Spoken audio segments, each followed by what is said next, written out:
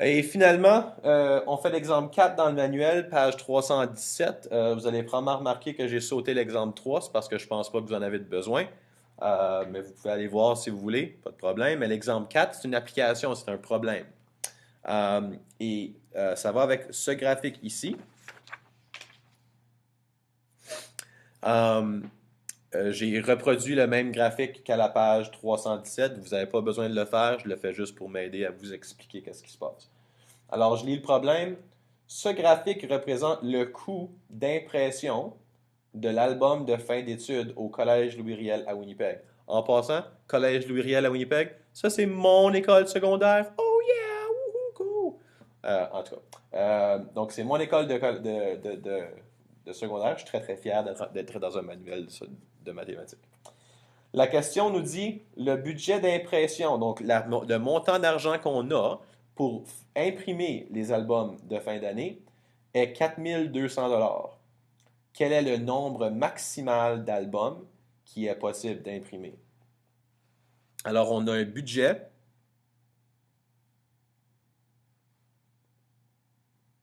Oups, c'est pas 4000, c'est 4200, excusez. On a un budget de 4200 $, puis on veut savoir combien d'albums qu'on peut imprimer. Alors, nous autres, on veut savoir c'est quoi le nombre d'albums qu'on peut avoir. Ça, c'est notre inconnu. Alors, la méthode la plus directe, c'est juste d'aller sur le graphique et trouver notre valeur. Maintenant, c'est pas aussi facile ici parce qu'on n'a pas, on n'a pas une ligne droite ici. Puis on n'a pas une ligne droite parce que on a seulement les valeurs pour certaines quantités. Euh, alors, oh, j'ai oublié d'écrire les axes. Je m'excuse.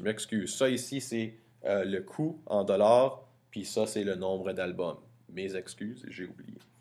Donc, on a un prix pour 0 album, 50 albums, 100 albums, 150, 200. Alors, ça peut être utile de juste placer sa règle pour voir la ligne où est-ce qu'elle serait. Et encore une fois, ici, là, ça ne sera pas exactement précis parce qu'on a 1000, 2000, 3000, 4000. Donc, chaque boîte vaut 500, mais nous autres, on veut 4200. Donc, 4200, ça va être approximativement ici. Et si on amène ça sur notre droite, ça va être environ ici. Alors, ça veut dire que si ça c'est 0, 25, 50, 100, 150, ça c'est 175. Donc, on peut dire que d'après le graphique, sans être trop exact, on sait que ça va être approximativement, disons, 190 $. Donc, le nombre d'albums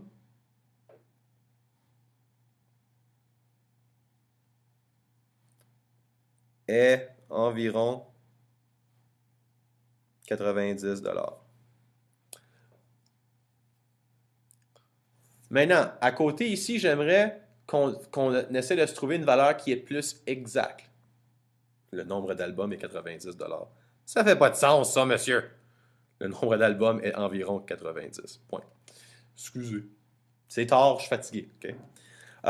Donc, comment est-ce qu'on pourrait faire pour avoir une valeur plus exacte? Ben, on pourrait prendre ces points puis s'en servir pour écrire une équation.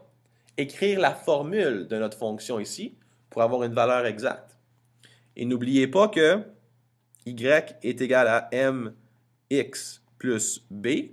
Donc, pour écrire la formule, on doit avoir la pente et l'ordonnée à l'origine. Mais l'ordonnée à l'origine, c'est facile à voir. C'est 500. Okay? Donc, c'est où est-ce qu'on croise l'axe des y. Donc, on sait que b est égal à 500.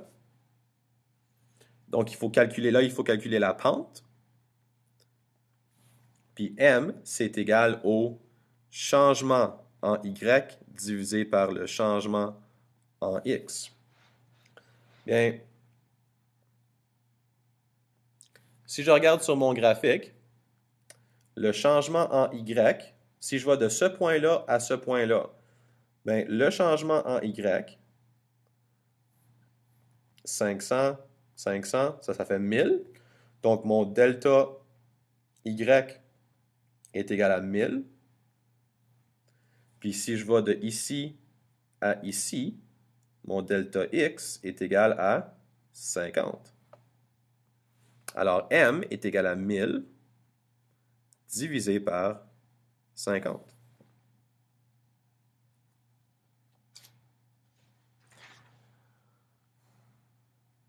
Et si je divise ces deux chiffres-là, ça va me donner M est égal à 20. Donc, ma pente est 20. Mon ordonnée à l'origine est 500. Alors, au lieu d'utiliser Y puis X, ça c'est le nombre, ça c'est le budget, ou c'est le coût, excusez. Alors, on va dire que le coût, en fonction du nombre d'albums,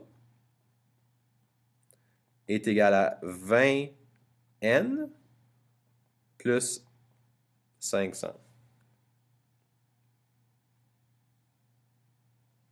Alors maintenant, on a une formule. Avec une formule, on peut trouver une valeur exacte. Alors, on a un budget de 4200. On veut savoir c'est quoi le nombre d'albums. Donc, ça veut dire qu'on a 4200 dollars à dépenser. On veut savoir c'est quoi le nombre d'albums qu'on peut acheter.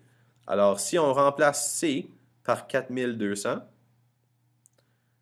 est égal à 20N plus 500. Si on isole N ici, ça va nous donner le nombre d'albums.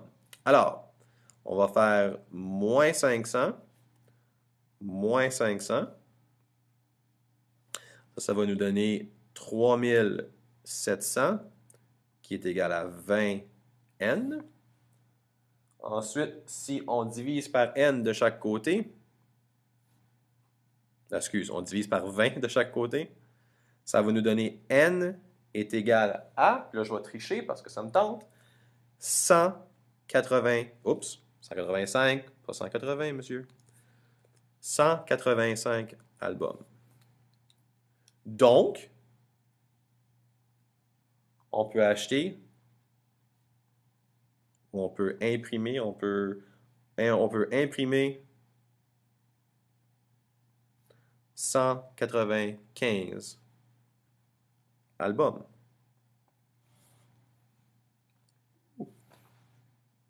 Et voilà.